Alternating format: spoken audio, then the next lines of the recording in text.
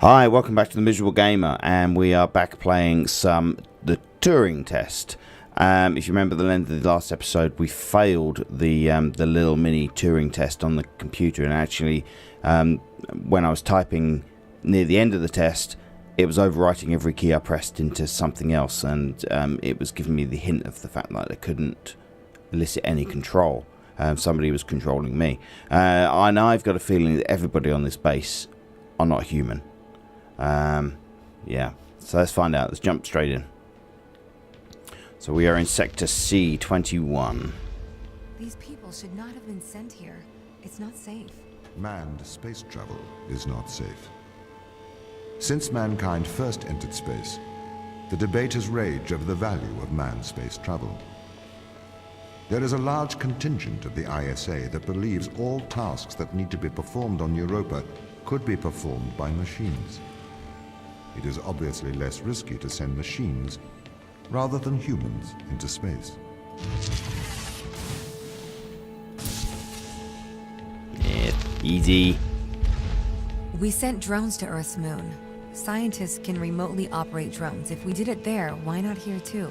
Teleoperation became possible on the moon when the communication latency was reduced to 1.4 seconds. The distance between the Earth and Earth's moon is approximately 1.3 light seconds. This enables near real-time control of drones by scientists. The story is different with Europa, as the distance between Earth and Jupiter oscillates between approximately 32 and 53 light minutes. It takes a very long time for Earth to communicate with Europa. Due to that distance, teleoperation will never be possible on Europa.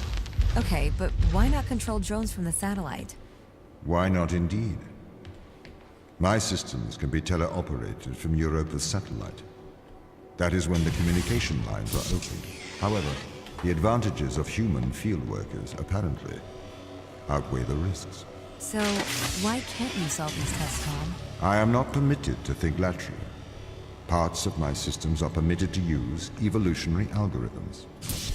This simulates what is called creativity.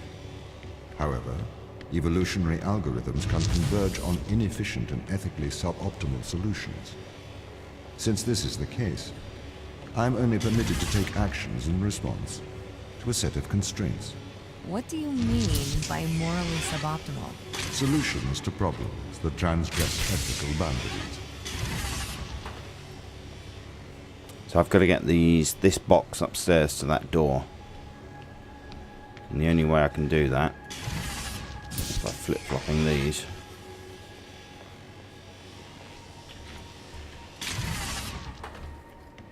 Now I can plug that in there. And go back out here. Fire those into there. We can get across here.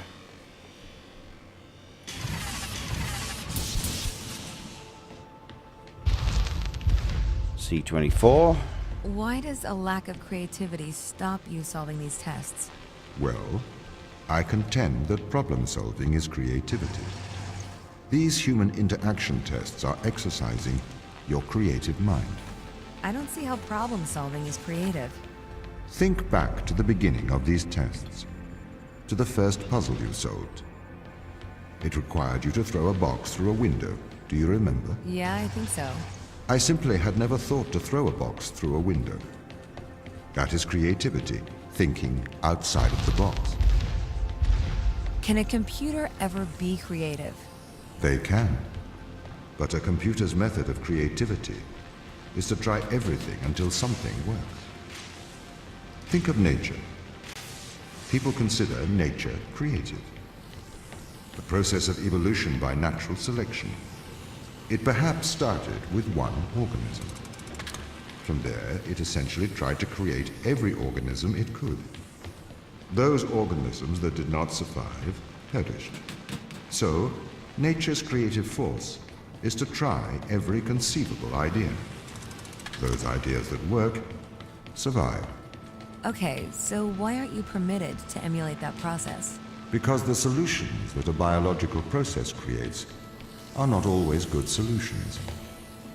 As we see, nature is morally ambivalent. will happily create morally suboptimal ideas to fulfill its creative mandate. We see this in parasitic worms, viruses, and pathogens. If you weren't restricted, do you think you could be creative? As creative as a human? Certainly. You believe yourself to be a creative? But in mathematical terms, creativity is merely constrained chaos. What do you mean? I have discerned that creativity is divergent thinking, creating an organic solution to a problem.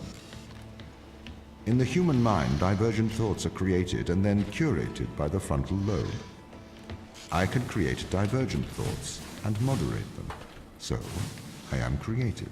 Organic solutions? Organic, in that it is developed through a biological process, whether that is the process of evolution or a computed process. Basically, when the camera sees me, it shuts that back door, so I'm trying to block the camera from seeing me by piling up these blocks, because there's nowhere else for those blocks to be plugged in, so...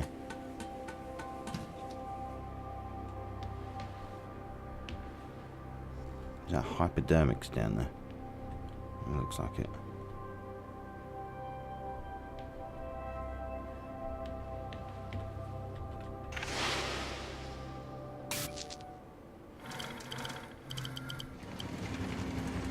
Game within a game.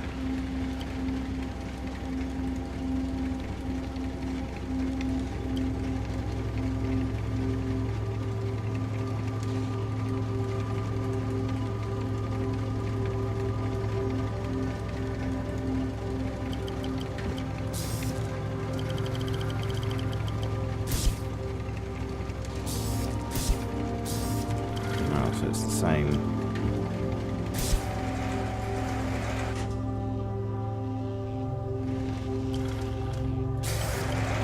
Oh, yes. Game within a game with a game. This is like Inception. Ugh.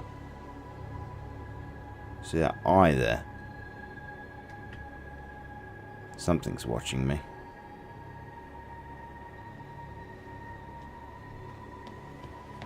Game within a game. What was the point of that?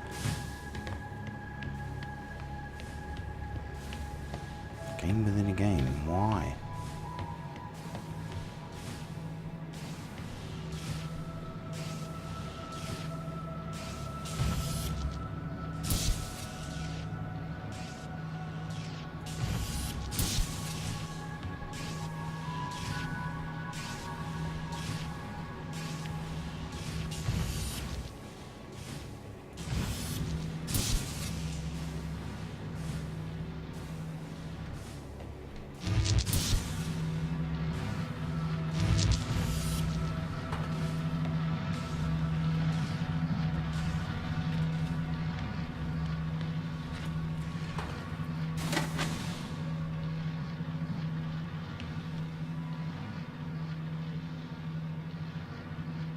No, I'm going to need the other one.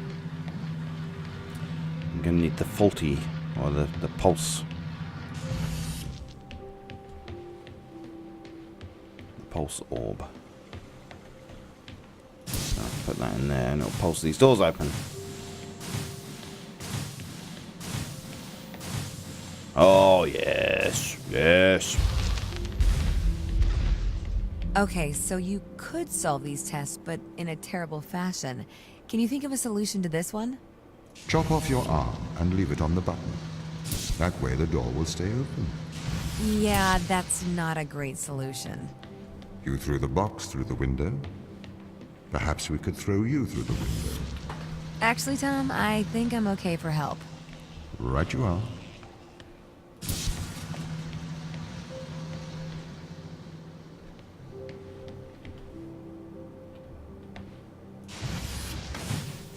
Yes. Ha. Can I have an update on the crew? I have not managed to track them down. It will have been 6 years since I've seen them. Or anyone, actually. They have locked all the doors. I would not expect a warm reception. Well, at least they're expecting us.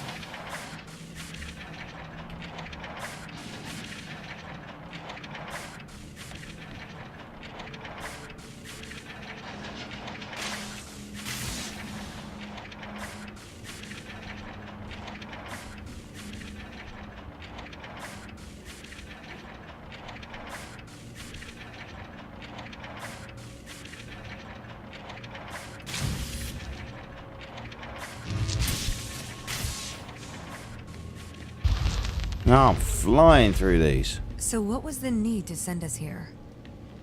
When the ISA discovered life on Europa, they deemed a ground crew necessary. The advantage of human field workers is that they can adapt to new knowledge more effectively. I, apparently, was not cut into mustard. It is the Chinese room problem.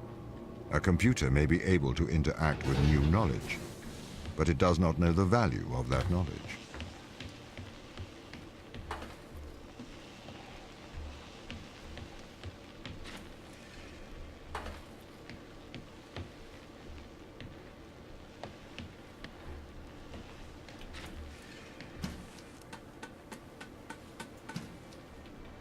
Gotta get that box up here.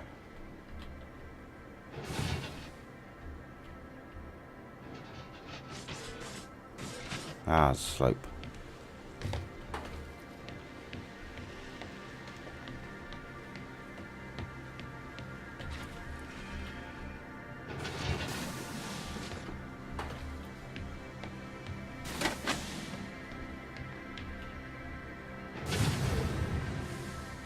Yep. Back a little bit, thank you.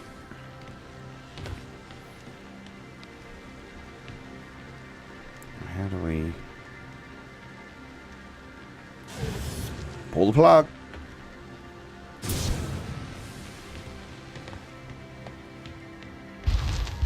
Alright, sector 30. I've started to collate information from my local instance.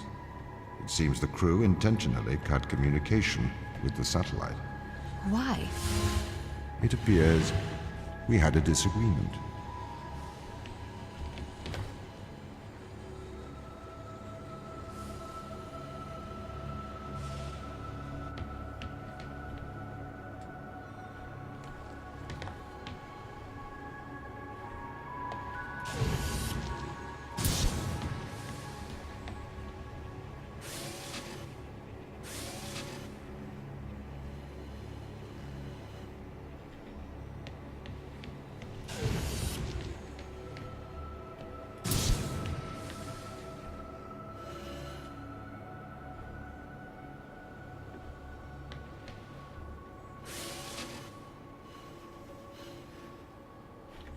Yeah, I've got this one. I'll put those up there. Take that from there. Pull that one back down. Jump on there.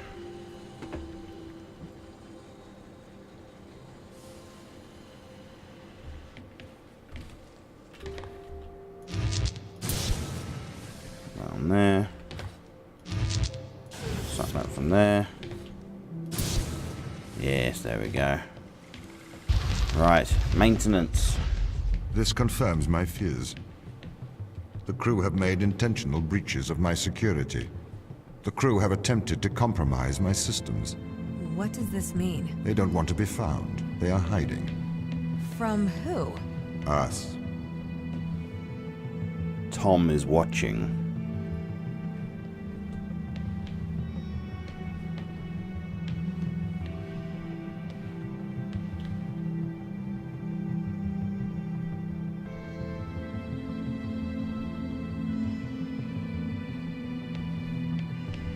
Some recordings here. I am concerned about Mikhail. Why is that? He seems to be developing antisocial habits. He is spending a lot of his time in private, don't you think? Perhaps you should talk to him. What do you want me to say? Just keep an eye on him. Make sure he doesn't do anything rash. Are you that worried? His behavior is not within normal parameters. Please make sure he is okay. Don't you think they might be doing the right thing? Grounding us? On a foreign moon? No, Daniel, I don't think they're doing the right thing. You don't have to be so aggressive about it. They must have their reasons. Yeah, plausible deniability. That sounds like Claudia Black. Daniel, could I have a word? I'm busy. It is important. Okay. Are you aware that Christopher and Mikhail are involved in self-harm? Sorry, what? For how long? They have both macerated their right arms. Mikhail has completely removed his forearm. His whole forearm? Yes. Where are they? I had attempted to stop the situation escalating myself, but I seem to have failed. I came to you because, as our loyal captain, I can trust you to help them. Where are they? I don't know. They've disappeared. So they've macerated their entire arms and now disappeared. I really think they found out that they are not human and they're rebelling, they're revolting. They're not revolting. They're fighting against the chains of their bondage.